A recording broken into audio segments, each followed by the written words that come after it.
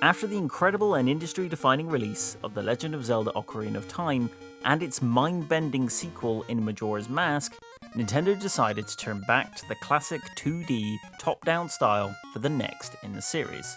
The Nintendo GameCube was only 7 months away from release at the time, and the main Zelda team was in mid-development on the next 3D title, so Nintendo needed something to fill the gap between releases. Rather than using their go-to team at the time in Rareware, they reached out to an unexpected partner, Capcom.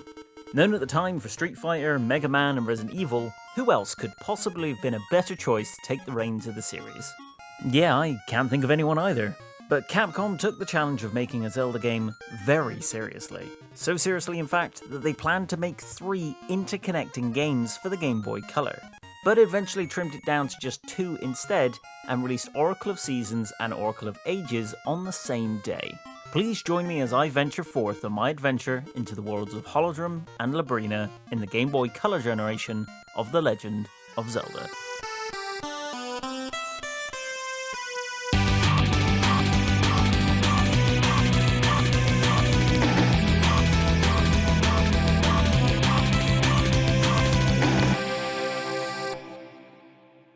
This video will be a little different from the format of my other videos, as although these games have completely different worlds, stories, puzzles and items, there is also a lot of crossover in graphics, music and mechanics, so I'm going to talk about them both mostly together. It's also going to be a little bit different because, well, I'm in this one. Hello everyone, my name's Phil, I'm the creator of the Pixel Tavern. I've been thinking about being in my videos for a little while now, and since I'm nearing that 1,000 subscriber mark, it felt like the right time to go for it. I just want to say a big thank you to everyone who's already subscribed, and a big welcome and thank you to anyone who's looking to subscribe in the future. It's also a special video because you're going to get 2 opinions this time. Please welcome Zerbraxi.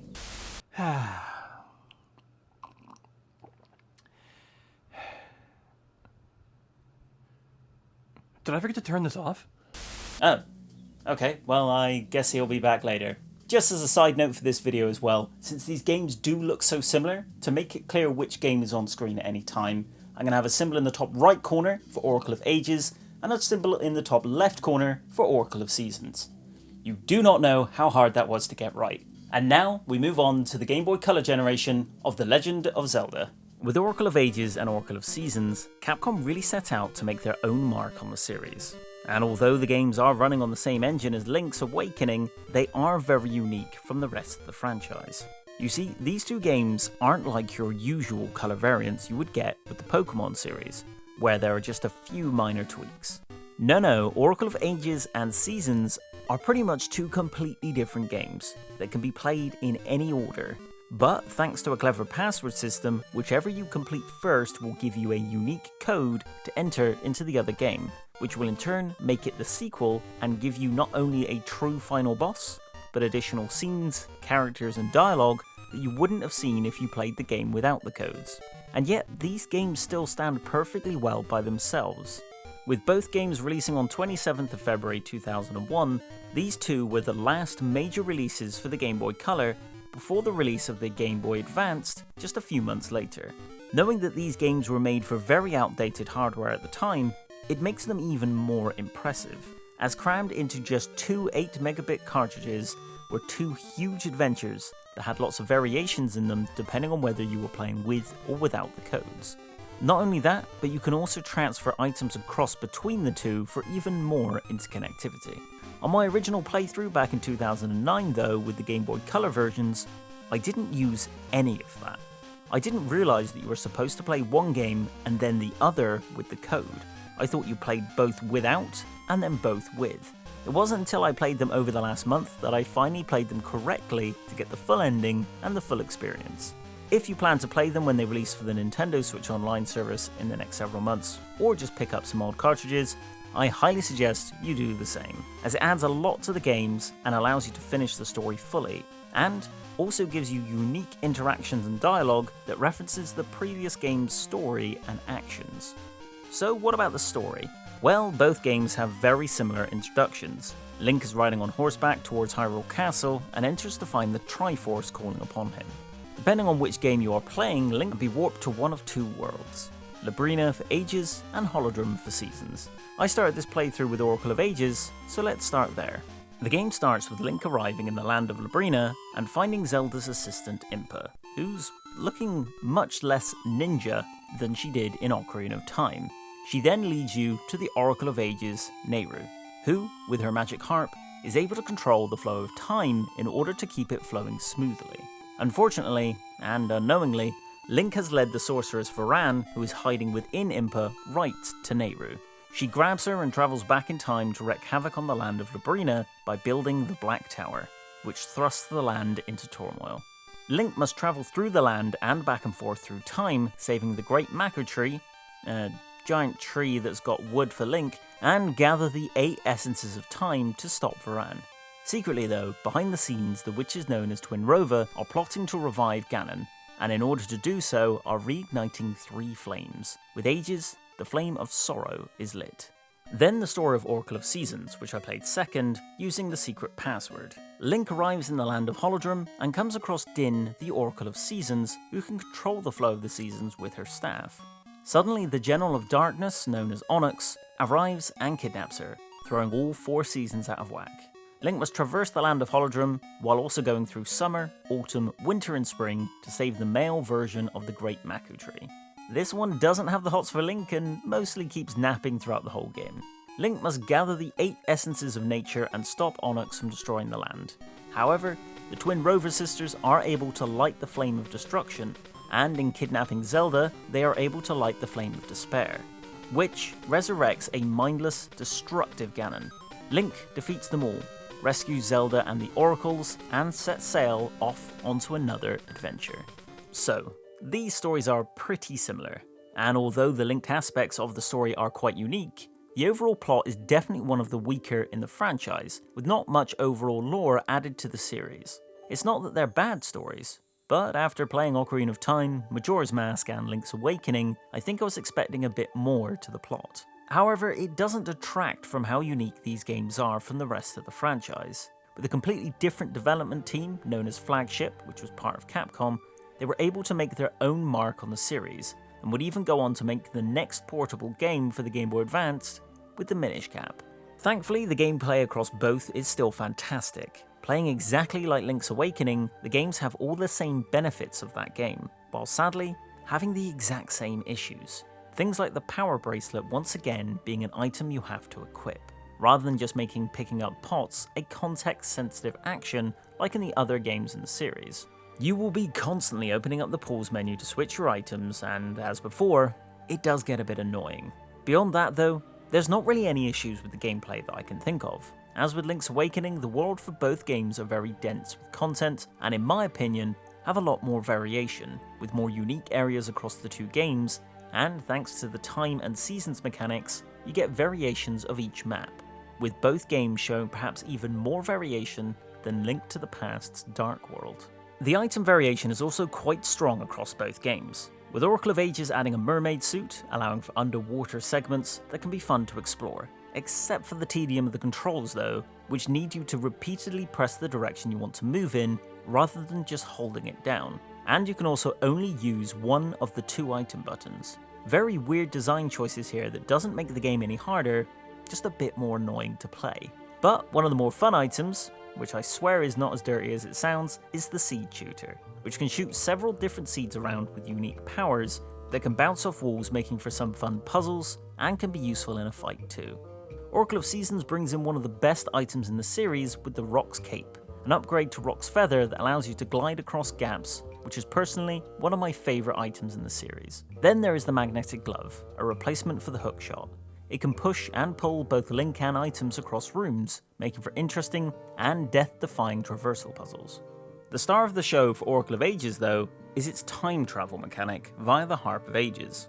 Likely taking inspiration from Ocarina of Time, you have the ability to jump back and forth to specific moments in time, and what you do in the past will affect the future, such as moving plants to grow in specific spots to create climbable walls, objects being moved around to clear paths, and during the game's trading sequence, it allows you to trade items across time.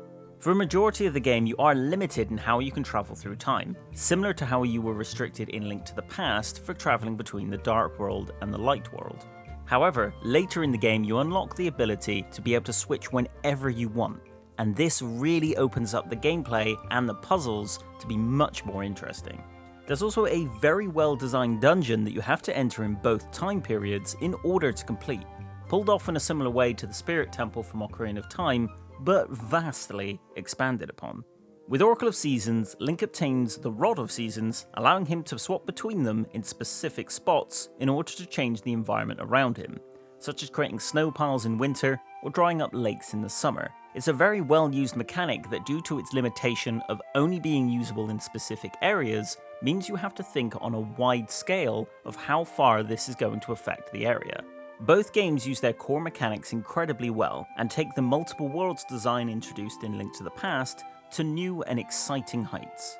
The two games also managed to replicate the strength of characters we have seen across a few games in the series up to this point. With Oracle of Ages having Ralph, an annoying but fun co-hero throughout the whole game that is as determined as Link to save Nehru, or the Guardian Maku Tree being a fun, bubbly, and somewhat flirty character to Link, helping to guide you in the right direction, without ever overdoing it like in Ocarina of Time.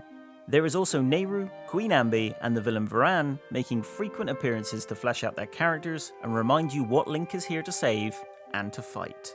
Unfortunately, I would say Oracle of Seasons has less memorable characters though, with Din making little to no appearances other than the start and the end of the game, and the villain Onyx making practically no appearance at all, with no interspersed cutscenes to show him in action like with Varan in Oracle of Ages.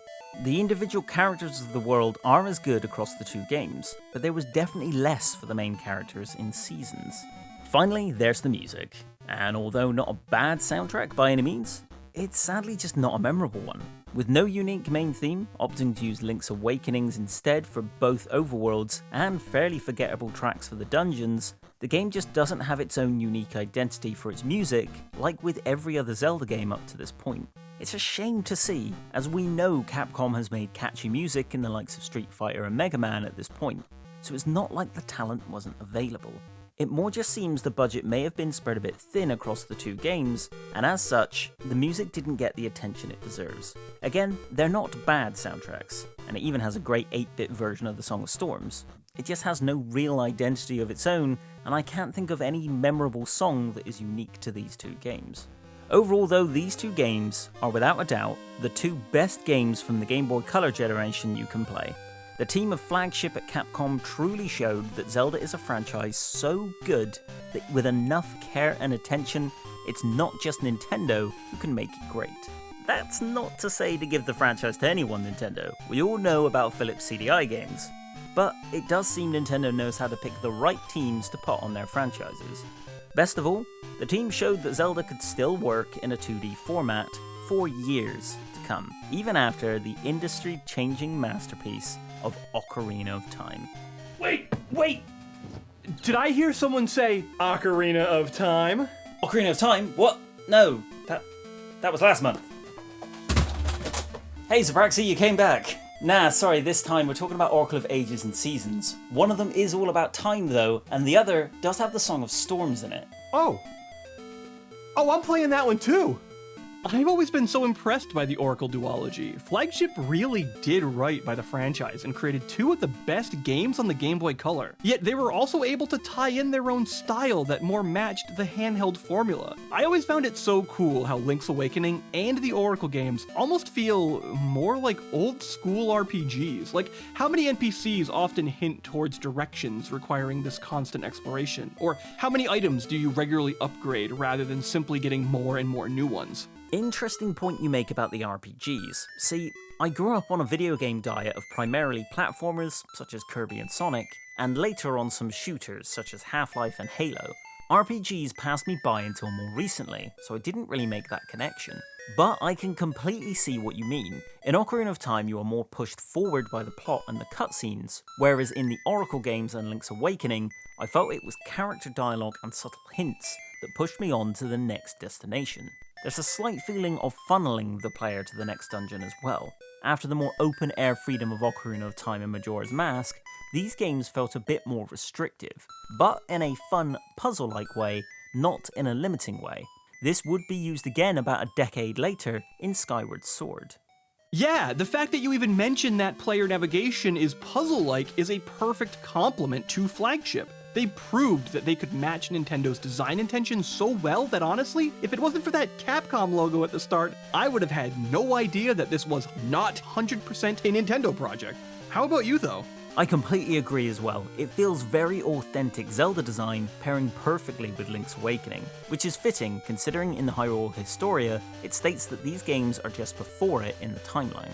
So Zerbraxi, what was your favourite mechanic in the games? The time and seasons, the weapons, or perhaps the unique dual game design?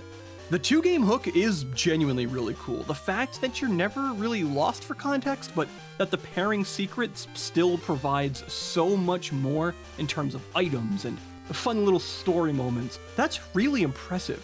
My favorite mechanic, though, has to be the Harp of Ages. It starts off pretty limiting and nothing impressive, but by the end of the game, you're just hopscotching through the time stream in a way that you will never get even close to in Ocarina or Majora's Mask. I am such a sucker for time mechanics like this, or like even the Sand Ship and Skyward Sword, so it would be no surprise that my favorite of the two is Ages. That was a great question though, what about your favorite? The two games hook, I would love to see make a comeback. Now I haven't played every dual game out there as sadly, I'm merely human, so I can't say it's the best ever, but it's certainly the best use I've seen of it. Imagine this on a Breath of the Wild scale, with it perhaps connecting with Tears of the Kingdom in similar ways as in the Oracle games. It's unlikely to happen, but would be amazing to see. As for my favourite mechanic, well, it's coincidentally the Rod of Seasons. Although I too am a sucker for all things time travel, such as the Temple of Time in Twilight Princess, I just found the seasonal changes so unique as they provided so many different opportunities for environmental changes. Sure, they weren't necessarily as unique as the time differences in Ages, but there was such variety in not only the mechanics, but the look of each area as well, that every seasonal difference had me hooked, making Oracle of Seasons my favourite of the two games. I suppose when it comes down to it, they're both about time anyway, so I guess they're both amazing. Seasons, huh?